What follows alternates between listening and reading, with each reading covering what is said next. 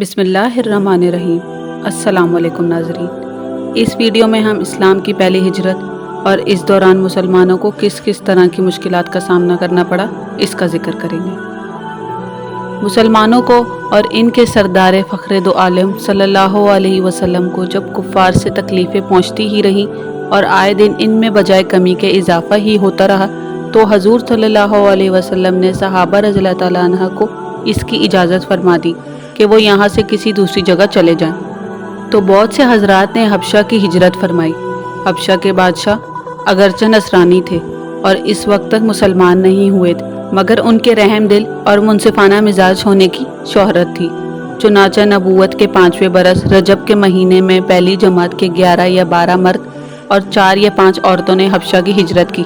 مکہ والوں نے ان کا پیچھا بھی کیا کہ یہ نہ جا سکیں، مگر یہ لوگ ہاتھ نہ آئے۔ وہاں پہنچ کر ان کو یہ خبر ملی کہ مکہ والے سب مسلمان ہو گئے اور اسلام کا غلبہ ہو گیا۔ اس خبر سے یہ حضرات بہت خوش ہوئے اور اپنے وطن واپس آ گئے، لیکن مکہ مکرمہ کے قریب پہنچ کر معلوم ہوا کہ یہ خبر غلط ہے اور مکہ والے اسی طرح بلکہ اس سے بھی زیادہ دشمنی اور تکلیفیں پہنچانے میں مصروف ہیں، تو ان کو بڑی دقت ہوئی۔ ان میں سے بعض حضرات وہیں سے واپس ہو گئے اور بعض کسی کی پناہ لے کر مکہ مکرمہ میں داخل ہوئے۔ یہ حبشہ کی پہلی ہجرت کہلاتی ہے۔ اس کے بعد ایک بڑی جماعت نے جو 83 مرد اور 18 عورتیں بتائی جاتی ہیں، انہوں نے ہجرت کی اور یہ حبشہ کی دوسری ہجرت کہلاتی ہے۔ بعض صحابہ رضی اللہ تعالیٰ عنہ نے دونوں ہجرتیں کی اور بعض نے ایک۔ کفار نے جب دیکھا کہ یہ لوگ حبشہ میں چین کی زندگی بسر کرنے لگے تو ان کو اور بھی غصہ آیا اور بہت سے تحفے تحائف لے کر نجاشی شاہ حبش کے پاس ایک وفد بھیجا، جو بادشاہ کے لیے بہت سے تحفے لے کر گیا اور اس کے خواص اور پادریوں کے لیے بھی بہت سے ہدیے لے کر گیا۔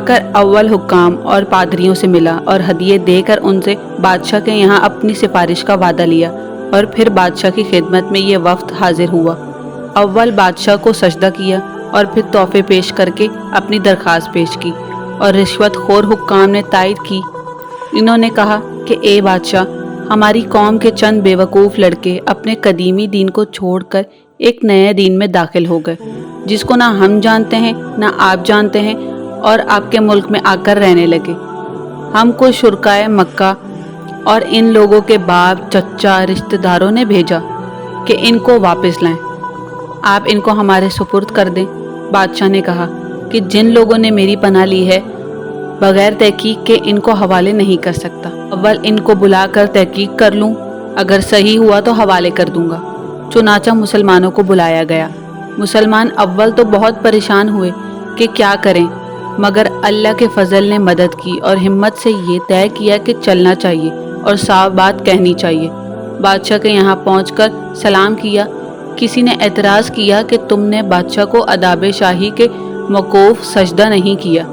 ان لوگوں نے کہا، ہم کو ہمارے نبی کریم صلی اللہ علیہ وسلم نے اللہ کے سوا کسی کو سجدہ کرنے کی اجازت نہیں دی۔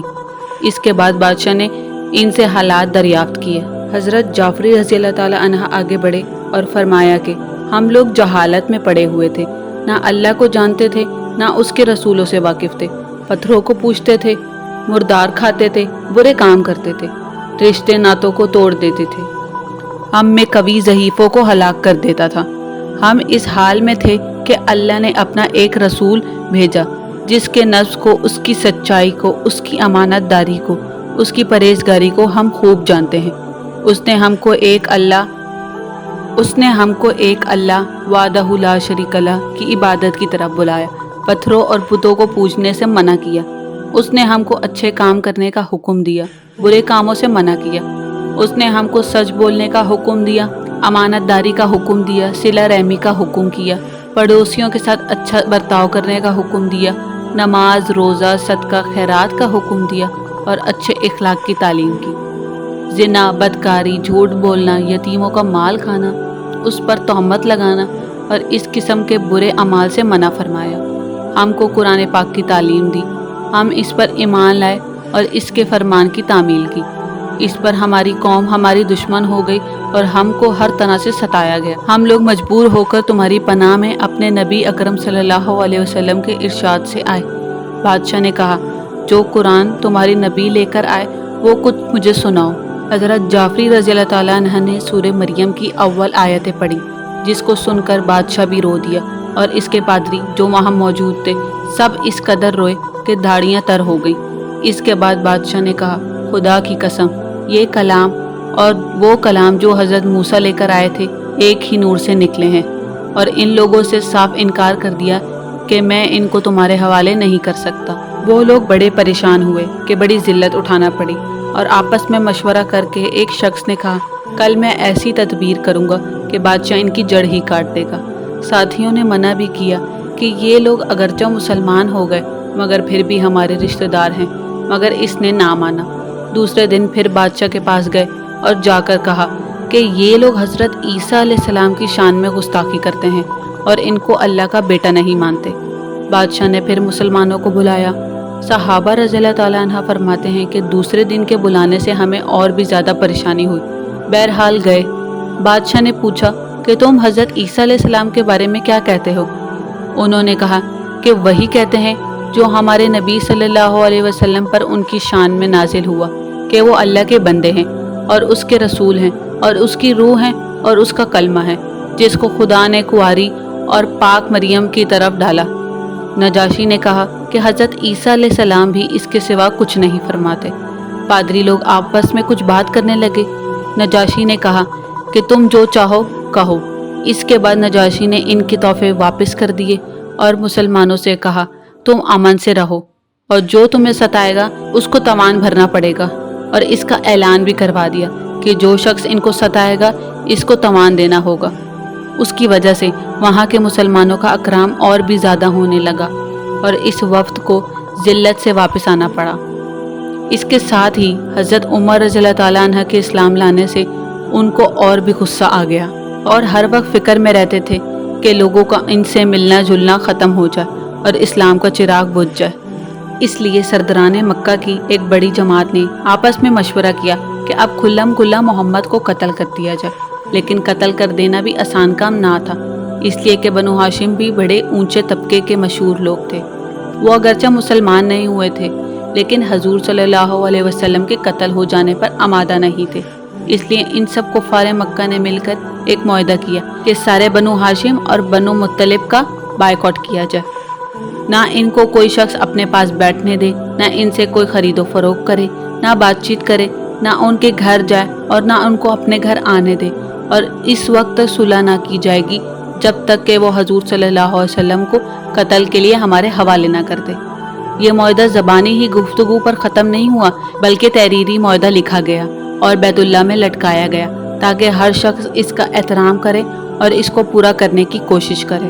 اور اس معاہدے کی وجہ سے 3 برس تک یہ سب حضرات 2 پہاڑوں کے درمیان ایک گھاٹی میں نظر بند رہے کہ نہ کوئی ان سے مل سکتا تھا، نہ یہ کسی سے مل سکتے تھے، نہ مکہ کے کسی آدمی سے کوئی چیز خرید سکتے تھے، نہ باہر سے آنے والے کسی تاجر سے مل سکتے تھے۔ اگر کوئی شخص نکلتا تو پیٹا جاتا یا کسی ضرورت کا اظہار کرتا تو صاف جواب پاتا۔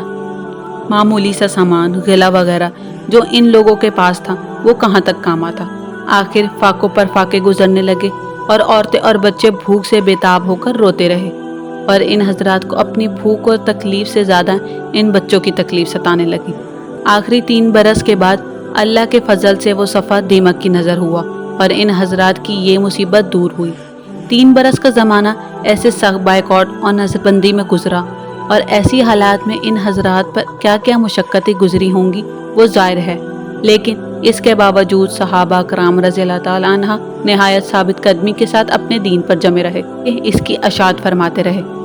ناظرین، یہ وہ لوگ ہیں جنہوں نے اپنے دین کی خاطر بے شمار تکلیفیں اور مشقتیں اٹھائیں، لیکن ہم لوگ ترقی کے باب میں صحابہ کرام رضی اللہ تعالیٰ عنہ جیسی ترقیوں کے خواب دیکھتے ہیں، لیکن ہم ذرا اگر غور سے دیکھیں کہ ان حضرات نے کتنی قربانیاں دیں اور ہم نے دین کی خاطر، مذہب کی خاطر کیا کیا۔ ہم لوگ یہ چاہتے ہیں کہ عیش و آرام، بددینی اور دنیا طلبی میں کافروں کے دوش بدوش چلیں اور اسلامی ترقی ہمارے ساتھ ہو۔ یہ کیسے ہو سکتا ہے؟ سب سے پہلے ہمیں اپنے آپ کو خود بدلنا ہوگا۔ اللہ پاک ہم سب کو دین کے خاطر قربانیاں دینا نصیب فرمائے، آمین یا رب العالمین۔ ناظرین، اس طرح کے اور بہت سے واقعات کے لیے ہمارے چینل کے ساتھ جڑے رہیں۔ اور ہمارے چینل لیگیسیز آف اسلام کو سبسکرائب کریں، شیئر کریں، لائک اور کمنٹ کریں۔ جزاک اللہ خیر۔